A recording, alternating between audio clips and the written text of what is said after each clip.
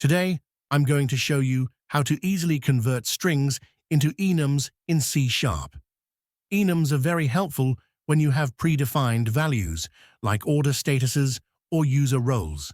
But often, data we get from user input, APIs, or files is in string format, and we need a reliable way to convert these strings back into enums. Let's first look at a basic example. Here, I've got an enum named order status.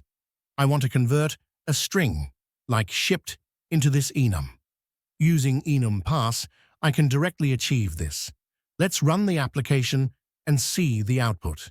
As you can see, the string was successfully converted into our enum. But what happens if we get invalid data or there's a typo in the string? Let's intentionally input a wrong status like shipping. And now, let's run it again. Here, our application threw an exception because shipping isn't exactly one of our enum values. To avoid this, we should use Enum.TryParse instead, which safely handles incorrect strings without throwing exceptions.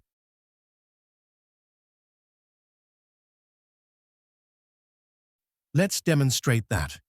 Using Enum.TryParse, when I run the application now, you can see it nicely tells me that the input isn't valid without crashing the program.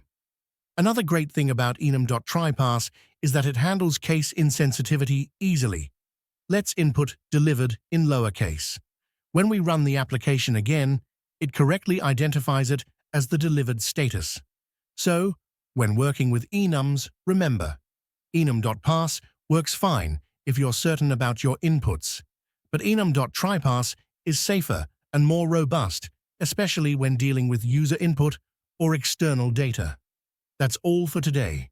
Don't forget to like, subscribe, and let me know in the comments if you have any questions. Happy coding!